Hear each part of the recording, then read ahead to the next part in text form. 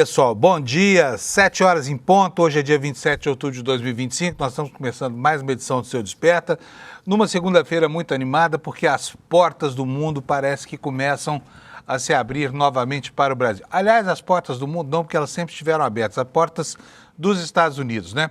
Aconteceu finalmente ontem lá em Kuala Lumpur, na Malásia, o tão esperado e decantado encontro entre Lula e Trump, né? E os dois presidentes que pareciam inimigos viscerais sentaram, conversaram numa boa, se elogiaram, falaram sobre problemas que não estavam na agenda, discutiram até sobre Bolsonaro, que colocaram lá no passado recôndito, né?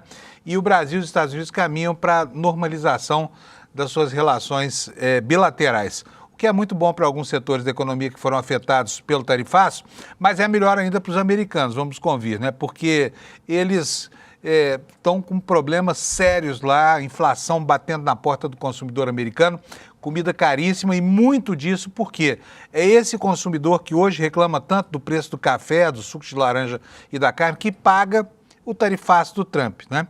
Então ontem Lula e Trump pareciam bons amigos, né? E aquela fama de encantador de serpentes do Lula, mais do que nunca está viva, né? Amansou o Trump, a reunião foi uma reunião super tranquila, não houve nada de mais nem nada de menos, foi dentro exatamente do que se esperava.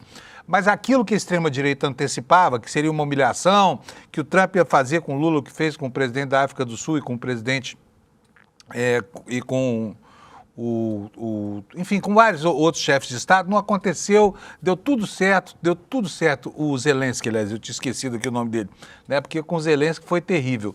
Foi terrível também com o presidente da África do Sul, porque ele abusou ali da sua condição de anfitrião e causou constrangimentos internacionais que a diplomacia brasileira tentou de todas as formas evitar. E no fim das contas, o que fica? Fica o Brasil para o mundo como um país maduro que sabe esperar, enfrentar com calma as turbulências e sabe aproveitar as melhores oportunidades para se colocar na mesa de negociação. Não faltou espaço nem para falar sobre a questão da Venezuela, né? E aí o Lula tinha um trunfo na mão para apresentar para o Trump. Disse o seguinte, olha, se vocês quiserem, a gente pode servir aqui como intermediador de uma solução. Por quê? Porque o governo do Lula, que é um governo que se relaciona bem com Maduro, não é um governo que é servil a todas as causas do Maduro. Vocês podem se lembrar que até hoje o Brasil ainda não reconheceu o resultado da eleição. E o que era um problema, inclusive para a esquerda brasileira, acaba virando um trunfo na mão de uma diplomacia que é, sobretudo, responsável e que sabe esperar a hora de colocar as cartas na mesa, que foi o que aconteceu ontem, né?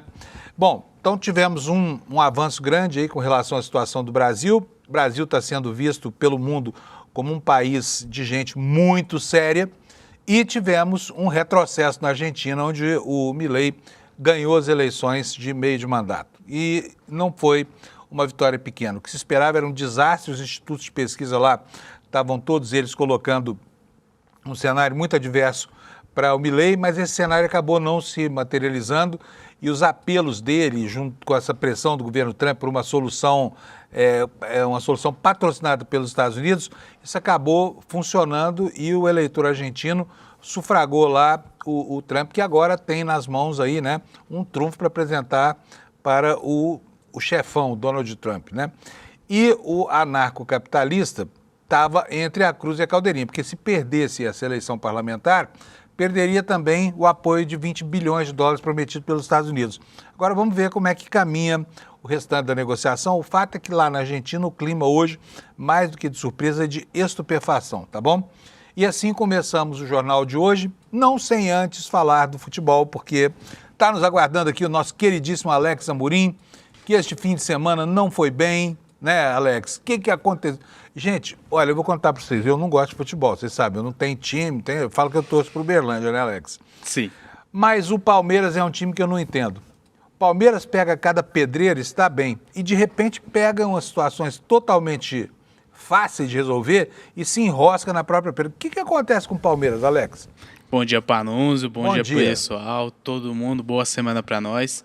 Então, Panunzio, eu não sei o que está acontecendo com o Palmeiras. Eles estão reclamando de cansaço. O Bruno Fux ontem na coletiva ali, pós-jogo, falou que está cansado os jogadores. Porém, não entendo. Se eles fossem um CLT, não sei como eles se sairiam nessa escala 5x2, 6x1.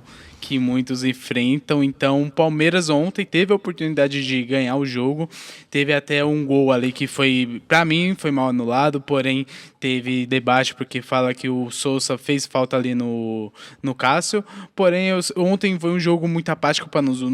Parecia que o Cruzeiro estava jogando em casa e o Palmeiras fora de casa ali naquele jogo que, querendo ou não, tinha muita expectativa porque era o primeiro colocado contra o terceiro e eu pensei que o Palmeiras iria com tudo para cima porque o Flamengo tinha perdido ali de 1-0 pro Fortaleza no sábado e poderia abrir duas rodadas de vantagem ali, Panunzio.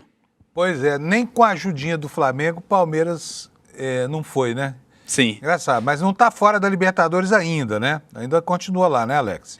Isso, lembrando que quinta-feira tem o jogo de volta ali, Palmeiras e LDU, no Allianz Parque. O Palmeiras tem que fazer um placar de 4 gols de diferença para conseguir se classificar sem a necessidade dos pênaltis. Eu, como bom palmeirense, eu acredito até o final e sexta-feira eu creio que estarei feliz aqui nesse programa ao seu lado, Panunzio. Mas você tá meio otimista, hein? Porque a última foi 3-0 para a LDU, hein? Então, sim.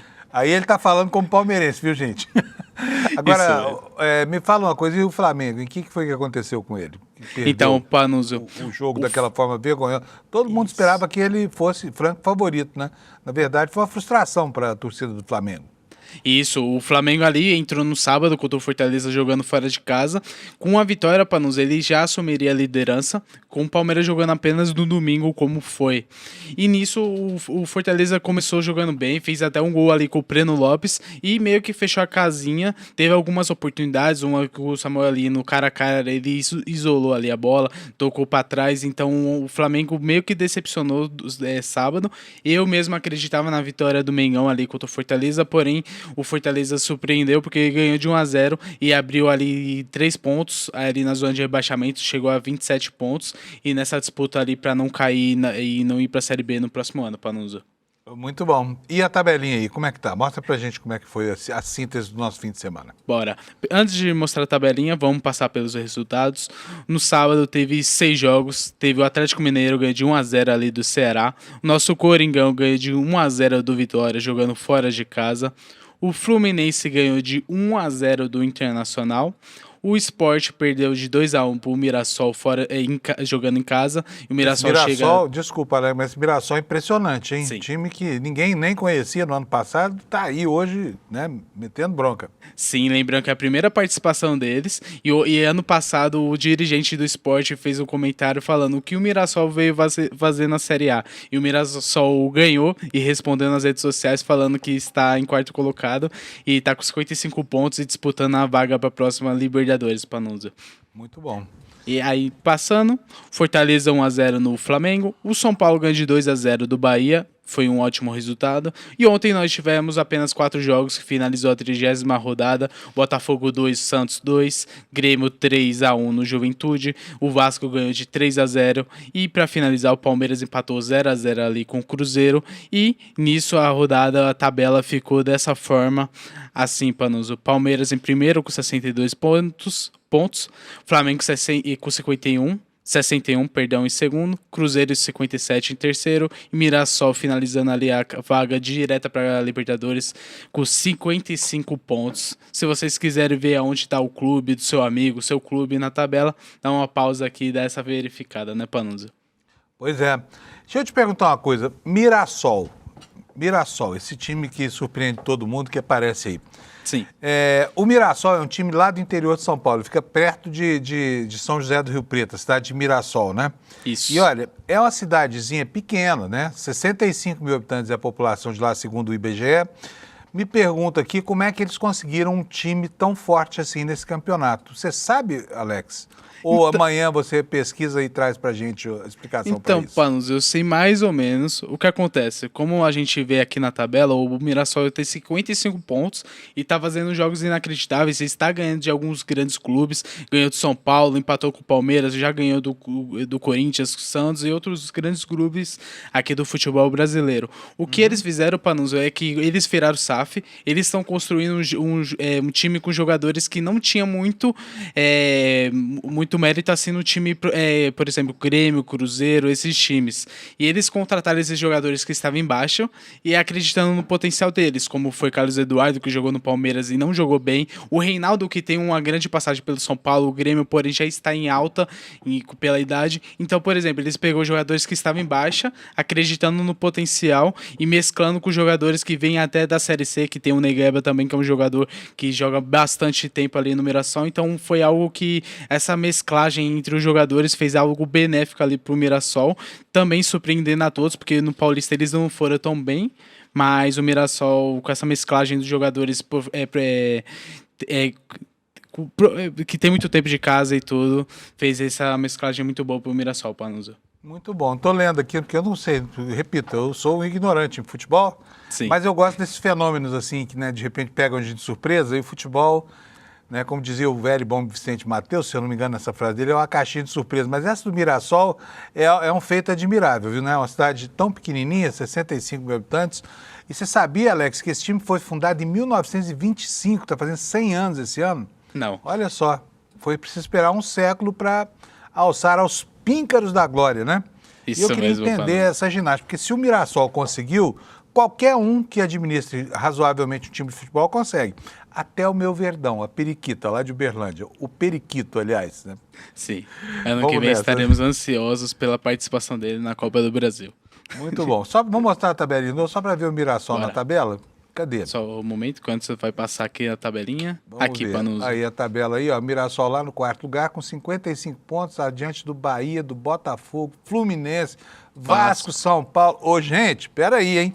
Jogadores ganhando milhões, né? Cartolas ganhando bilhões e tudo mais, sabe? E o Mirassol dando uma lição em você. Acho que eu vou torcer pro Mirassol, sabia? Não tem time de futebol, eu vou trocar o Uberlândia pelo Mirassol. Você tem cara de palmeirense, Panuso. Vamos Não, nessa. tem não. Eu sou um caipira do futebol. Bom, gente, é isso aí. Já sabemos tudo sobre futebol, né? Sobre o Mirassol. Você sabia dessa história? Mirassol tem 100 anos o time lá. É um dos times mais antigos do Brasil. E vamos para a meteorologia então, saber como é que está hoje o mapa do Brasil? Olha aí, ó, hoje a parte oeste do país inteira, à exceção do Rio Grande do Sul, tem chuva programada, né? Essa frente verde aí que você está vendo vai lá do Amapá até o estado de Santa Catarina aqui embaixo, como você vê. Tudo isso aqui é chuva. Agora, nessa região também e no interior do centro-oeste e do nordeste, temperaturas todas beirando 40 graus hoje. Portanto, vai fazer muito calor. E nas capitais aqui do sudeste, à exceção de Belo Horizonte e Vitória, vai chover, tá? Vamos ver então como é que está a previsão. Cadê os avisos meteorológicos aqui? Eu estou na página errada, deixa eu voltar aqui para os alertas. Olha aqui, ó, alerta de chuvarada lá no norte, alerta de chuvarada aqui entre São Paulo e Mato Grosso do Sul. E aqui, ventos costeiros lá em Fortaleza, né? Bom para quem gosta de windsurf, essa coisa toda, mas ruim para quem não gosta, porque quem só pegar uma praiazinha por causa das ondas e tudo mais. Então, ventos costeiros, movimento de areia, risco de soterramento de construções próximas a dunas e tudo mais com que a gente já está acostumado. Mas não são alertas severos, são apenas alertas amarelos, tá? O alerta mais severo é esse aqui, olha, de chuvas intensas para as regiões sudeste e centro-oeste. Eu vou detalhar aqui para vocês. Olha, chuvas de entre 20 a 30 milímetros por hora até 50 milímetros por dia. Quer dizer, não vai ser aquela chuvarada, né? Ventos de até 60 quilômetros por hora, com baixo risco de corte de energia, queda de árvores, alagamentos e descargas elétricas, tá? Então, fica aqui o aviso de que vai chover nesta região. Então, agora vamos passar para as temperaturas. Olha, pessoal de Goiânia e Brasília, hoje temperaturas acima de 30 graus, Goiânia com 35 e nada de chuva, hein, gente? Não tem chuva no radar não, tá? Na previsão, pelo menos, não tem. Vamos aqui começando pelo Rio Grande do Sul. Rio Grande do Sul tem muitas nuvens, temperatura máxima de 24. Em Florianópolis, a máxima será de 21. Em Curitiba, que começou o dia com 15, a temperatura vai a 19. Aqui em São Paulo foi de 16 a mínima, vai a 27 graus Celsius. No Rio de Janeiro chega a 36 graus Celsius, mínima de 19 durante a madrugada. Madrugada fresca, mas dia quente como gostam os cariocas, né? Em Vitória teremos 30 graus, em Belo Horizonte nuvens apenas, sem chuvas, 32 graus de máxima. Aí vamos aqui para o centro-oeste. Goiânia terá 35 graus de máximas, nuvens, mas não chove. Brasília, dia de céu azul lá, para desespero de quem quer a chuva, né? Que a chuva se regularize por lá. Temperatura máxima de 30 graus. Em Campo Grande, máxima de 30. Em Cuiabá, de 35, pancadas de chuva. Em Porto Velho, 34 graus, chove também, trovoadas. Em Rio Branco, máxima de 31. Também não precisa nem falar que chove, né? Toda essa área verde aqui chove, tá? Em Manaus, máxima de 37, a madrugada foi de 25. Em Boa Vista teremos 37 graus. Em Macapá, 35. Aqui começa o calorão, quer ver só? Olha, Belém, 35. São Luís, 37 graus. Teresina, 39 graus. Eita, nós, que calorão, hein? Em Fortaleza, peraí, antes disso, deixa eu falar de Palmas aqui. Palmas vai a 39, tá? Será a capital mais quente do Brasil hoje. Então vamos lá. Fortaleza, 32 graus Celsius de máxima. Sol em Natal, poucas nuvens, 30 graus. Recife também com 30, sem nuvens. Maceió, 30 também. Aracaju, 30 e Salvador, 27 graus. Agora é engraçado, olha, eu queria mostrar isso aqui para vocês. A máxima e a mínima em Salvador, 27 graus, ou seja, zero de variação no gradiente térmico. Interessante, é a primeira vez que eu vejo isso aqui. Aliás, não é isso não, tá errado, tá? Deixa eu corrigir. São 22 de mínima, 27 de máxima. É uma variação pequena, mas existe variação sim. Bom, é isso, gente. Aí tá a meteorologia. Vamos passar agora ao noticiário, começando aqui pelo ICL, mas antes eu preciso antecipar que daqui a pouquinho vai estar conosco aqui o Lula para comentar os fatos do dia, começando pela química, né, pela petroquímica e pelo date entre Trump e Lula, que deu tudo certo, né? Por isso, hoje o assunto está não só como destaque nos jornais do Brasil, mas também nos jornais do mundo, né? Começando aqui pelo nosso queridíssimo iclnoticias.com.br. A manchete é essa que você está vendo por aí, a principal. Lula disse a Trump que Bolsonaro faz parte do passado da política brasileira. Que em poucos dias, ele prometeu, teremos uma solução definitiva para a questão do tarifaço entre Brasil e Estados Unidos. E o Trump foi para as redes sociais registrar o encontro como positivo, tá? Enquanto isso, a choradeira da extrema-direita tá demais. Dá para ouvir de longe, assim, as vozes terríveis, abaladas, né? E tentando apresentar um mundo muito diferente daquele que a gente consegue verificar a partir das declarações de ambas as partes, tá? E a gente vai passar por tudo isso aqui. Temos como destaque também a vitória de Milei, vitória contundente nas legislativas argentinas, e ele declarou o seguinte: hoje foi um dia histórico, carajo.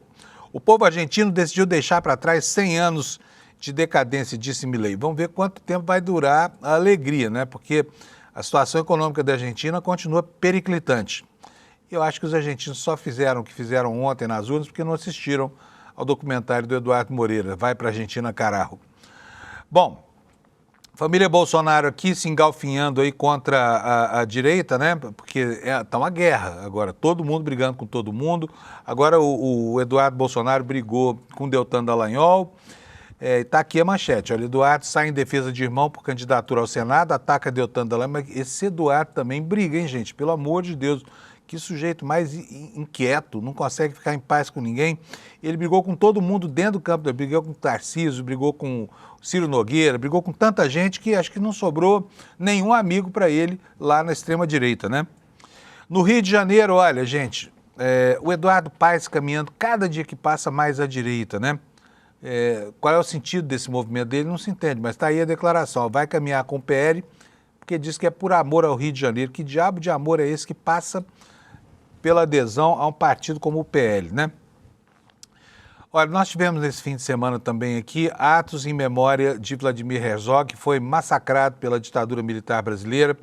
O Herzog talvez tenha sido uma das vítimas mais eloquentes, né? Porque foi um assassinato absolutamente incompreensível. Por que pegam um diretor de jornalismo de uma rede de televisão que nada tinha que ver com o movimento de resistência ao regime, nada disso, chamam para um depoimento e matam a pessoa depois de torturá-lo e aí apresentam aquela pantomima, né? Um sujeito que se suicida de joelhos, numa foto falsa registrada pela história, que durante muito tempo deu o mote da oficialidade, né? E ajudou a desmoralizar esse regime dos generais torturadores brasileiros.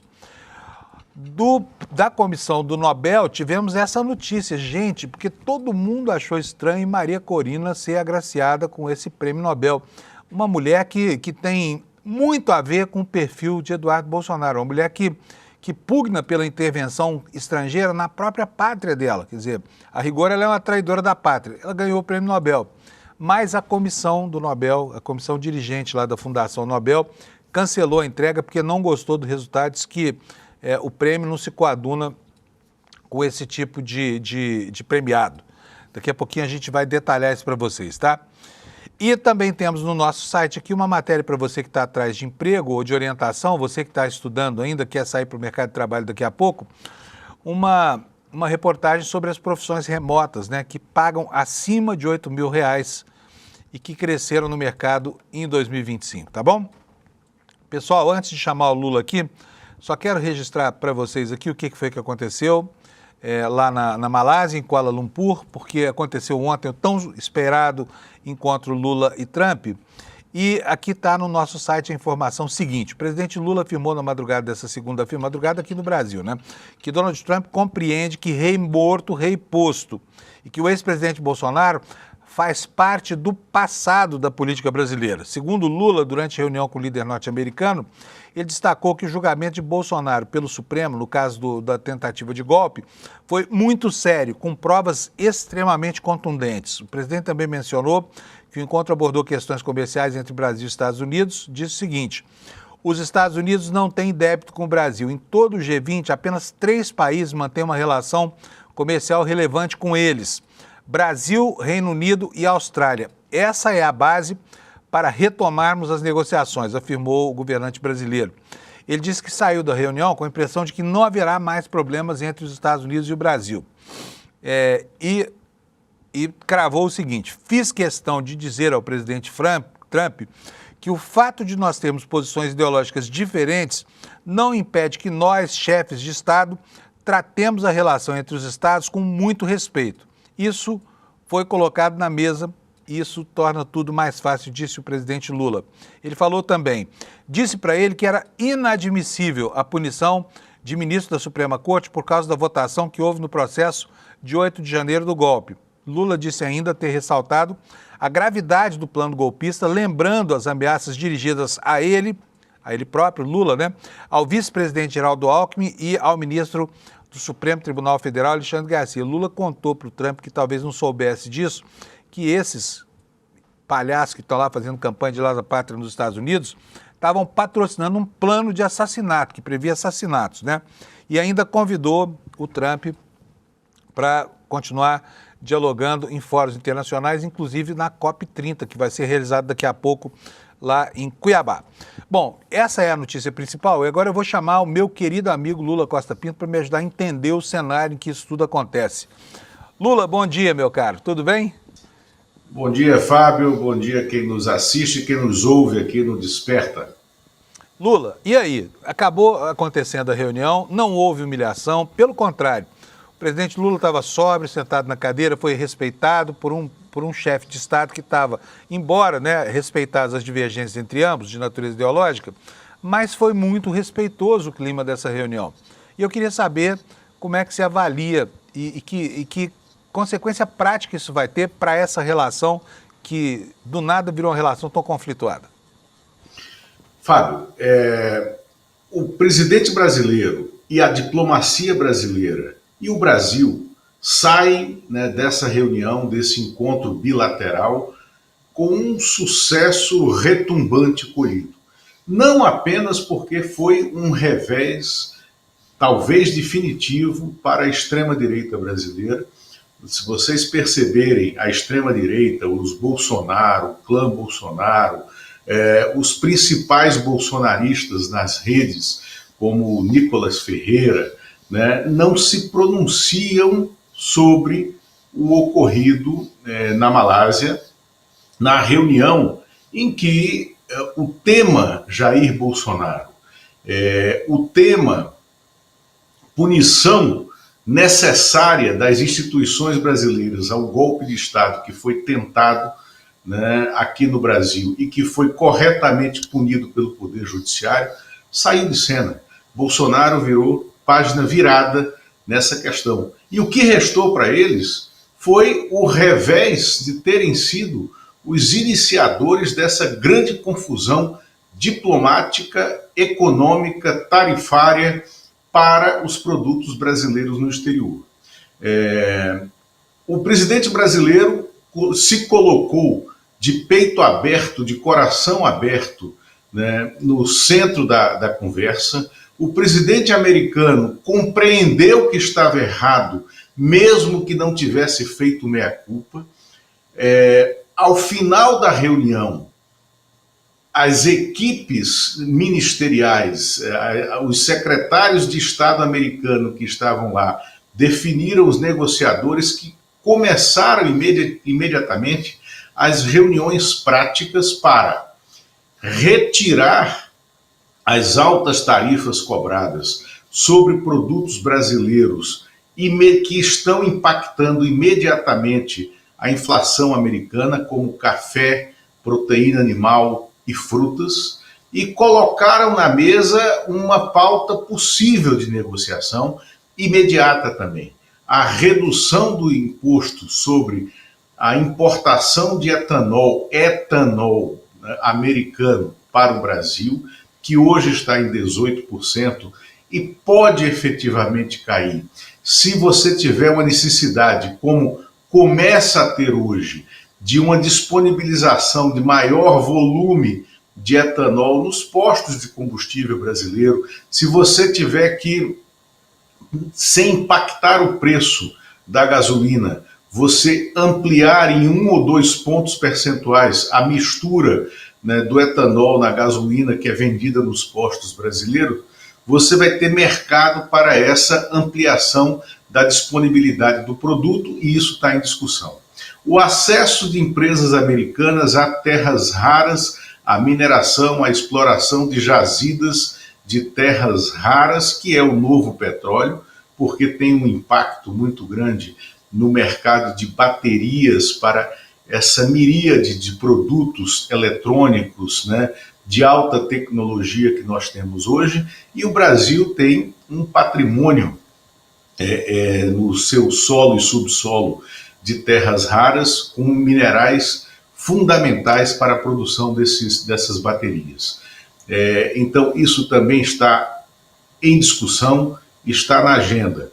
E aí, 2 pontos, o governo brasileiro quer também a imediata, primeiro suspensão, que seria imediata, e depois revogação de qualquer punição a todas as autoridades brasileiras que foram punidas com base na lei Magnitsky, que não se aplica aqui, que foi uma violência jurídica contra o Brasil, e isso deverá ocorrer brevemente que eu falo nos próximos 7, 10 dias, Fábio. E tem a colocação de um ponto de pauta americano que é um pouco mais difícil para a negociação, que é um certo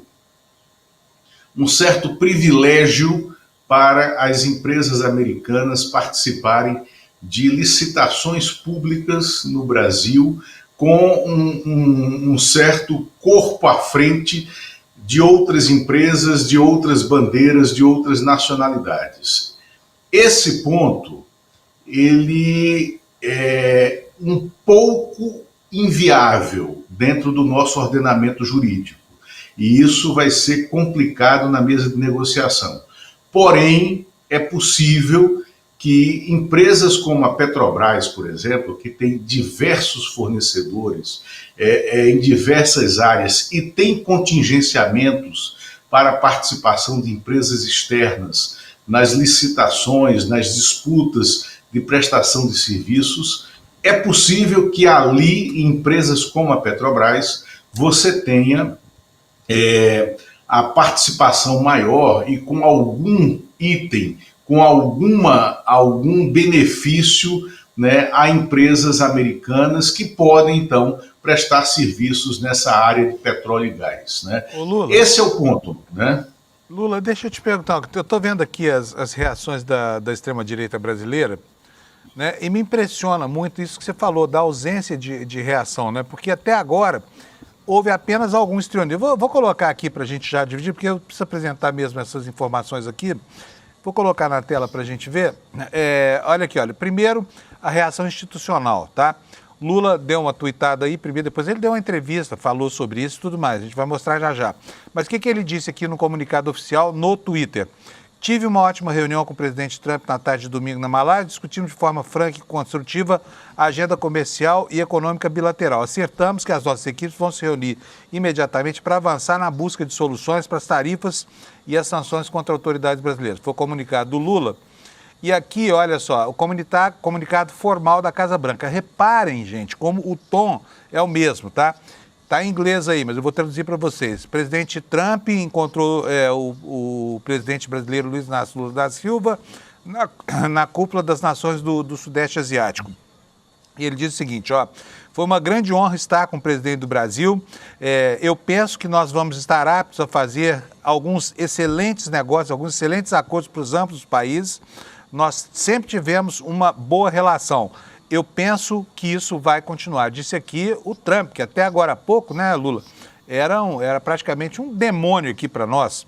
Vou mais, olha, aí a embaixada, Lula, dos Estados Unidos, que ela foi arrogante e atrevida, né, em vários momentos da história atual, apostando no caos. O encarregado de negócios do Brasil fez um papelão e agora está aqui caindo por terra, porque a embaixada no Brasil apenas, o que ela pode fazer agora? Retuitar aquilo que disse o chefe. O Trump manda nessa gente, hein? É incrível. Tá aqui, olha, o post da embaixada atrevido e mal criado é exatamente igual ao do presidente Trump. Aí vem o Alckmin, dizendo o seguinte, o encontro entre Lula e Trump, hoje na Malásia, prova que temos bons motivos para acreditar no diálogo. Foi mais um passo para Brasil e Estados Unidos estreitarem ainda mais laços de amizade. E é mais uma evidência do compromisso do governo do presidente Lula com o povo brasileiro. Cumprimentos do Hugo Mota. Aqui, ó, fico feliz em ver que o diálogo e a diplomacia voltam a ocupar o centro das relações entre Brasil e Estados Unidos. Quando líderes escolhem conversar, a história agradece. Foi assim nas grandes viradas do mundo, sempre pela palavra, nunca pelo silêncio. A Câmara continua à disposição da nossa diplomacia, votando assuntos importantes sobre o tema e comprometida em servir ao país. Aqui começa o histrionismo que eu falei, Lula, e é disso aqui que eu quero ouvir a sua opinião. O senador Humberto Costa, por exemplo, foi um dos milhares que foram para o Twitter, né, tirar um sarro da extrema-direita. O que ele falou aqui? Olha, fez até um comunicado bem modesto aqui. Garantindo nosso lugar entre as nações. É o Brasil de Lula crescendo e se fortalecendo no mundo com respeito e soberania. E aqui um print da manchete do UOL, né? Grande hora de estar com o presidente do Brasil, publica Trump, grande honra, publica Trump após o encontro.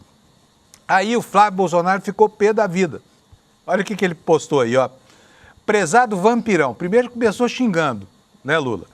Trata lá o Humberto Costa como vampiro. A mentira está no DNA do PT.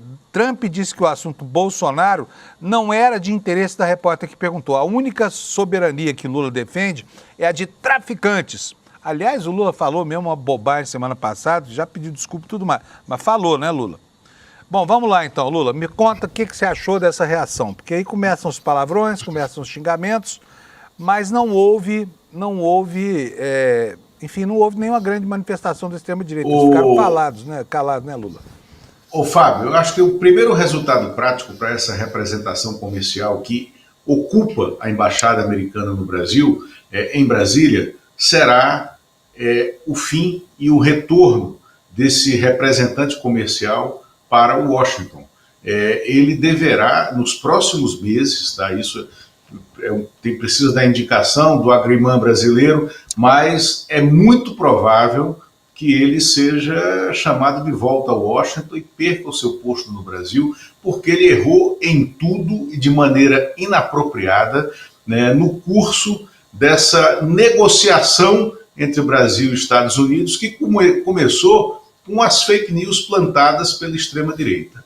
A segunda questão é essas reuniões preparatórias da equipe técnica, já de maneira pragmática, para dar resultados imediatos, porque os dois presidentes esperam que até o fim da semana você tenha resultados práticos imediatos, como a suspensão das tarifas comerciais nos produtos que atingem a economia americana, como o café, que a gente falou aqui, café, frutas, proteína animal, né, e outros produtos dispersos de natureza do agronegócio.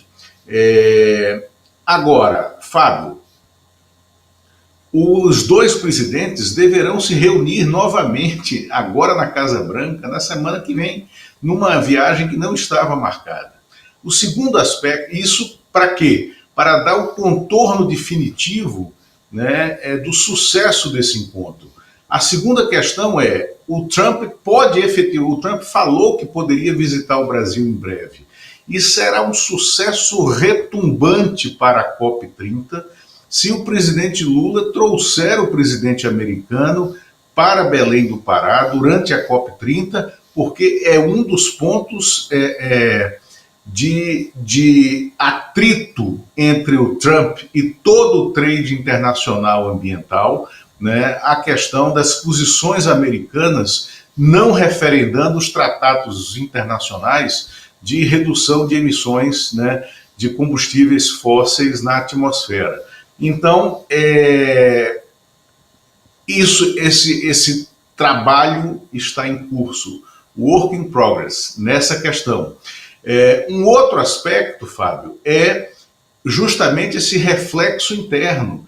Você dinamitou todas as bases da extrema-direita brasileira, que construiu o discurso nesse sentido de que só eles tinham legitimidade para negociar e que, imagine, você lembra que o Tarcísio de Freitas tentou bypassar o governo central brasileiro como negociador dessa pauta com o governo americano, e mais que isso, o Tarcísio de Freitas foi ao Supremo Tribunal Federal dizer que era importante que o presidiário Jair Bolsonaro tivesse uma autorização, a devolução do passaporte e uma autorização para que ele viajasse aos Estados Unidos para negociar com o Trump, porque só ele conseguiria fazer essa negociação.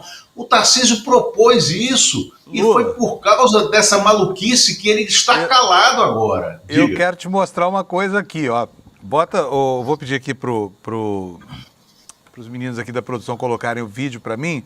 O vídeo do Dudu, VT Dudu. Só para a gente relembrar, eu peguei isso aqui de um perfil no Twitter, mas é para a gente relembrar a arrogância que essa gente tratou, né, a ascendência que tinha sobre os canais institucionais. Roda para a gente um trechinho aí, por favor, Alex. Estou dizendo que nós vamos pessoalmente boicotar qualquer tentativa de conversa aqui nos Estados Unidos que não passe por uma anistia ampla, geral e restrita. Todos serão, e com a diferença de que um é filho do presidente e o outro é uma pessoa que já goza de uma enorme credibilidade aqui dentro. Nós... Você vê, esse é o Paulo Figueiredo, né? Esse cara falou tanta bobagem e continua falando bobagem. Exatamente. Né?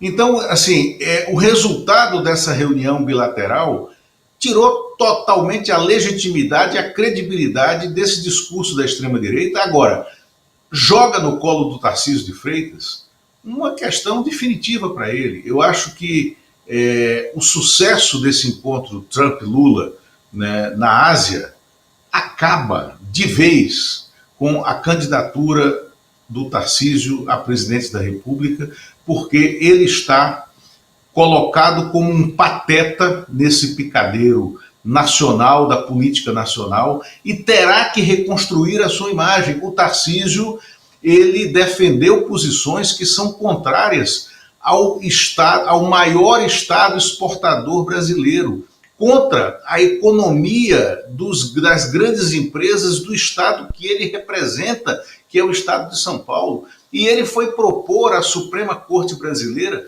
uma coisa indigna, ilegal e imoral, né, para que o ex-presidente, atual presidiário, Jair Bolsonaro, fosse ser o negociador brasileiro no exterior. E veja, agora, de manhã cedo, vazou, alguém contou, alguém da comitiva americana contou para um repórter que o presidente Donald Trump teve interesse em perguntar ao presidente Lula, na parte fechada da reunião, como é que tinha sido a questão da prisão dele, o que é que tinha acontecido, e disse que admirava muito a volta que ele deu, o looping reverso que ele deu na própria vida, se reelegendo, vencendo a cadeia, fazendo com que o próprio judiciário brasileiro considerasse ilegal a prisão dele, que foi o que aconteceu, e se elegesse presidente da República. Então, o Trump sai dessa reunião absolutamente encantado, não tenha dúvida disso, Fábio e quem nos assiste. O Trump sai dessa reunião absolutamente encantado com a trajetória pessoal do Lula, e isso aqui não vai nenhum encantamento meu, por exemplo, com o Donald Trump, que é uma figura perversa, como nós sabemos. Agora, é inegável que o Lula deixou a direita brasileira e internacional perplexa pelo lado bom, né? Está perplexa pela habilidade de estadista que ele tem. E é isso que nós estamos vendo agora. E ainda colocou uma coisa que nós adiantamos aqui nesse programa, tá, Fábio? O Lula colocou na mesa a possibilidade de ser o negociador da paz na América do Sul e de evitar, né, essa ignorância, essa ignomínia, essa tragédia que pode ser uma ação militar americana contra a Venezuela e a Colômbia. E o presidente Lula colocou o tema na mesa e se dispôs a ser um negociador. Aliás, se isso acontecer, né, o meteoro vem. Né?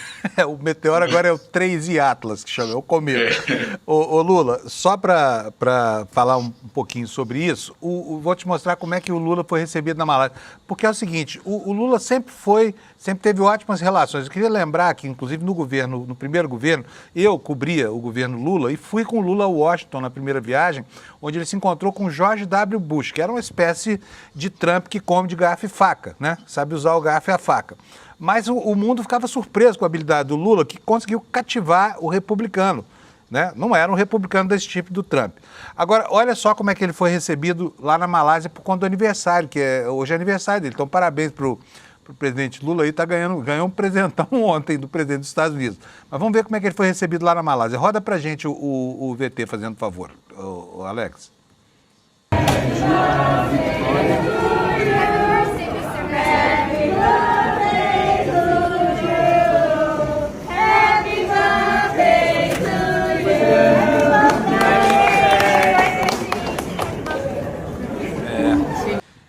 O Lula está bem na foto, hein? Os jornalistas estrangeiros cantando parabéns para ele pelo aniversário. Virou mesmo a celebridade que ele sempre quis ter e mereceu, porque depois dessa de agora se coloca mesmo como, né, um player. E aqui eu quero fazer um comentário. Já falei lá na abertura do jornal, queria saber se você concorda comigo ou não. Eu preciso só andar porque nós já ocupamos tempo demais hoje. Isso. Mas um trunfo do Lula para enfrentar essa crise da Venezuela com os Estados Unidos foi justamente o fato de o Brasil não ter se antecipado e reconhecido o resultado de uma eleição muito complicada, que foi a última eleição do Maduro, né? Quer dizer, aquilo que a esquerda brasileira criticou à época, na verdade, hoje, constrói capital político para o Lula se firmar como possível mediador para a solução dessa encrenca, né, Lula? Exatamente, Fábio, perfeito você lembrar isso. Por quê? Porque o Brasil, do presidente Lula, colocou lá atrás uma condição legalista e universal, do direito universal, para reconhecer aquela eleição, era que fossem liberadas as atas, né, e os mapas de votação das urnas que estavam sob contestação. E o Maduro não liberou, né? O Maduro quis produzir um reconhecimento a fórceps de uma eleição que estava sob suspeição. Então, como não foi preenchida a pré-condição republicana, legalista brasileira, o Brasil não reconheceu, né? Foi isso que aconteceu. E isso dá credibilidade, legitimidade a esse discurso, né, do espetacular Itamaraty, da diplomacia profissional que o Brasil tem, e também dá uma medida para o mundo, né, da qualidade das nossas instituições e do compromisso democrático das instituições brasileiras, porque nesse caso é o Brasil, é o governo brasileiro representando o Estado Nacional, representando o Estado brasileiro ante o mundo. Então isso deu essa legitimidade. E agora me permita só aqui emendar para a gente encerrar, porque de fato a gente andou muito com o tempo hoje, Fábio.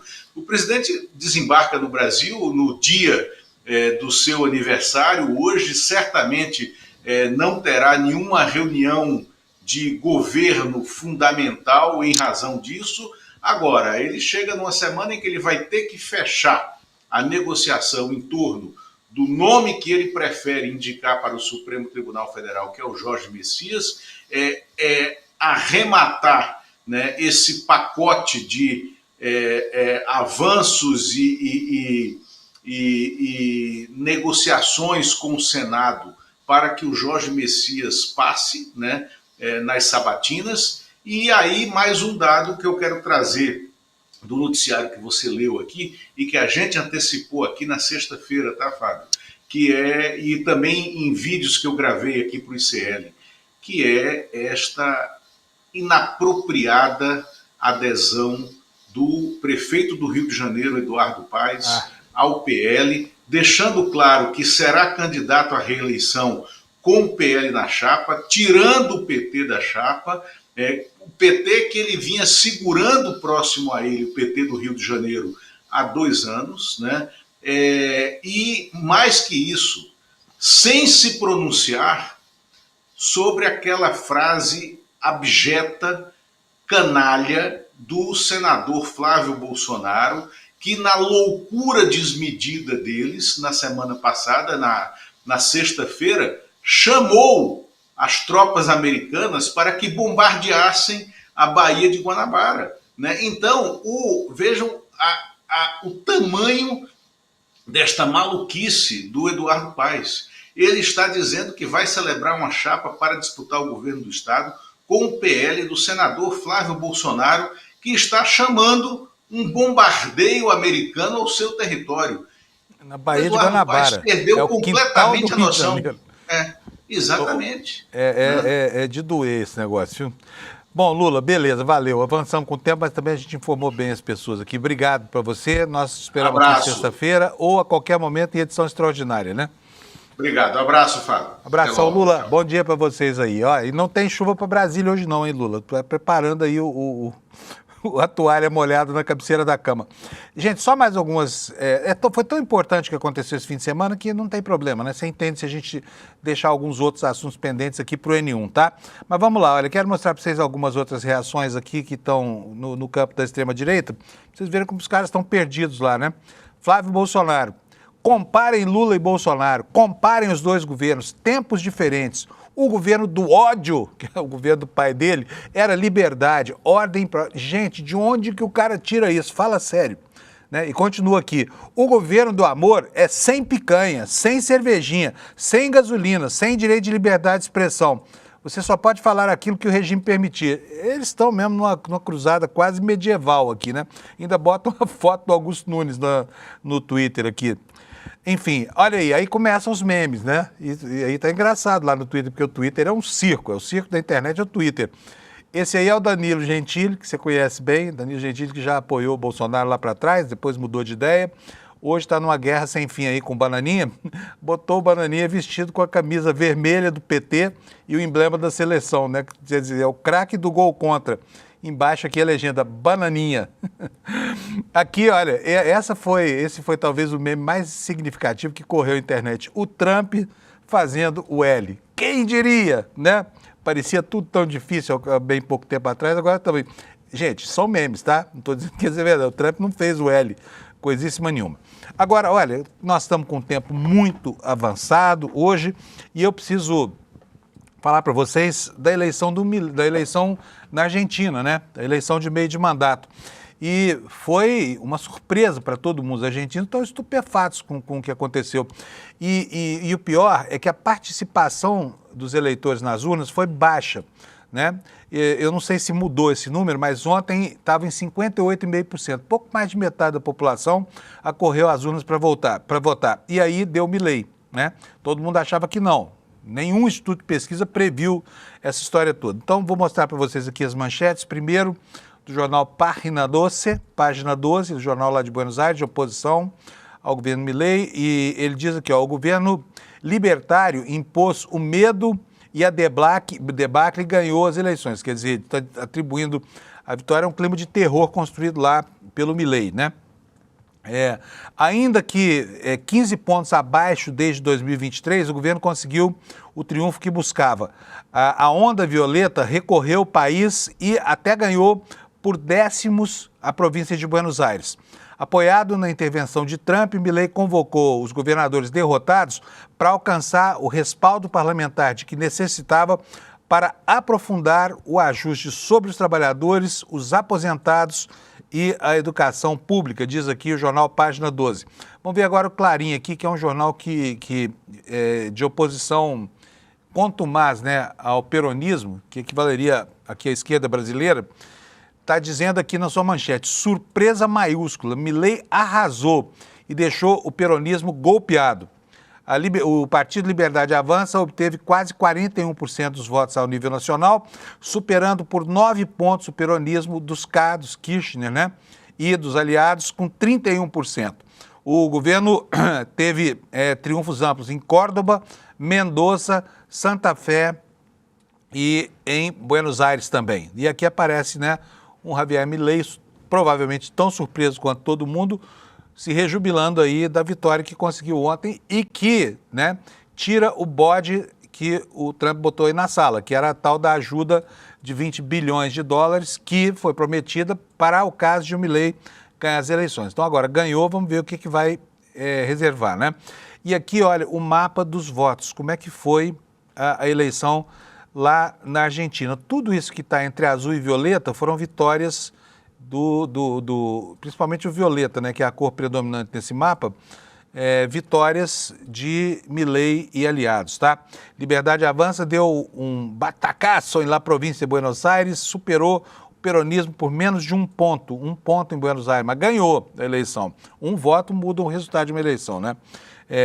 Aqui a matéria nos diz o seguinte, olha, matéria do Clarim.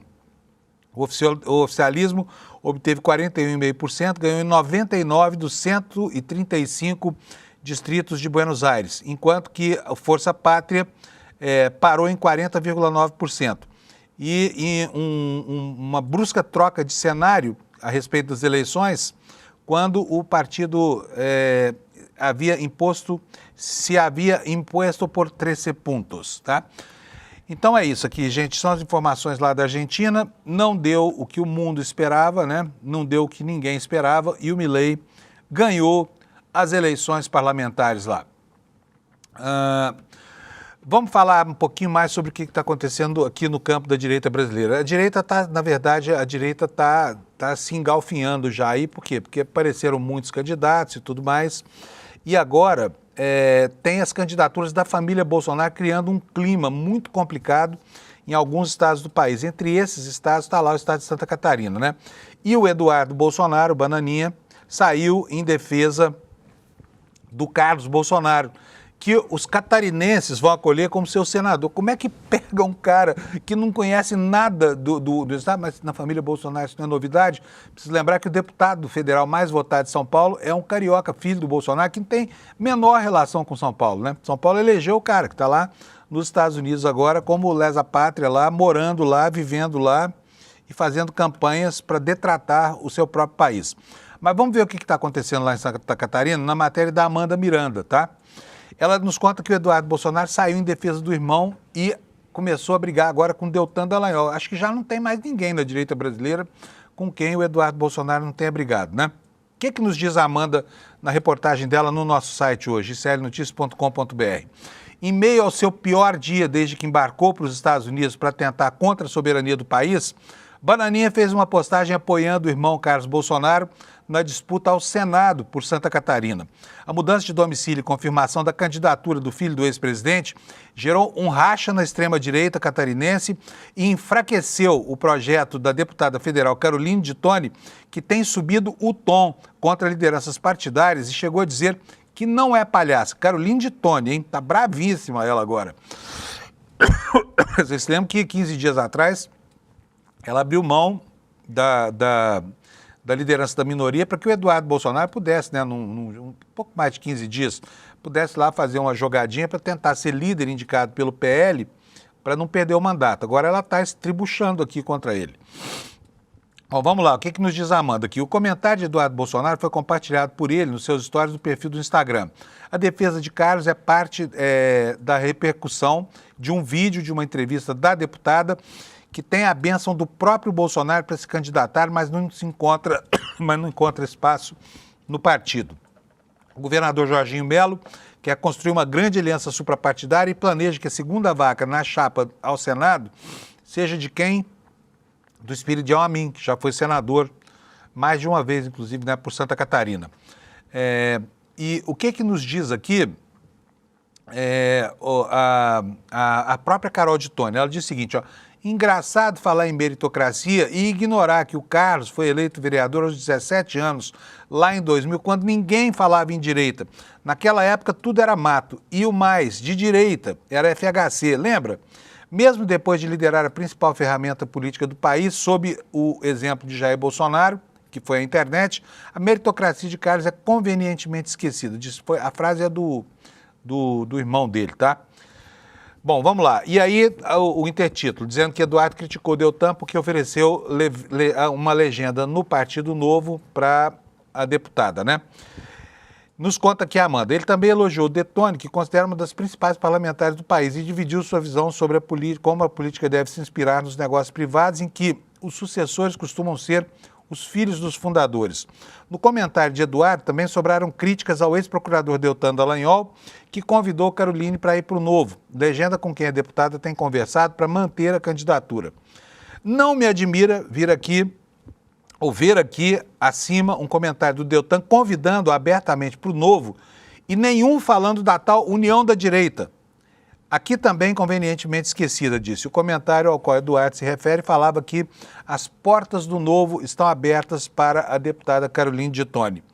A entrevista que Caroline concedeu à Rádio Princesa, no oeste de Santa Catarina, caiu como uma bomba no meio bolsonarista e expôs um racha interno que dificilmente terá conceito. A parlamentar afirmou que será candidata e que vai aguardar até o fim da janela partidária para decidir o que fazer, né? Então tá aí Caroline de Toni, de malas prontas, não se sabe se vai embarcar ou não no Novo, mas o fato é que o clima, que deveria ser um clima de união e tranquilidade lá em Santa Catarina, na verdade virou um clima de guerra, né?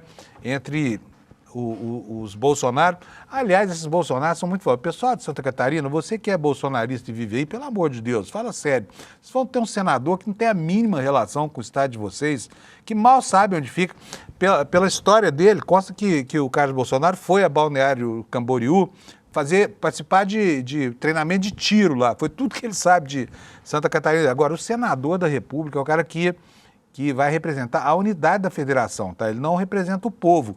Ele representa a unidade da federação. Vocês vão dar mesmo legenda para o Carlos Bolsonaro virar senador por vocês? O que ele vai agregar para Santa Catarina, né? Enfim, está feito aqui o enrosco, o angu de caroço, está se formando um quadro muito interessante e nesse caso dessa briga, Caroline de Toni, Deltan Dallagnol, Eduardo Bolsonaro, Carlos Bolsonaro, Jorginho Melo, a gente torce mesmo pela briga, tá bom?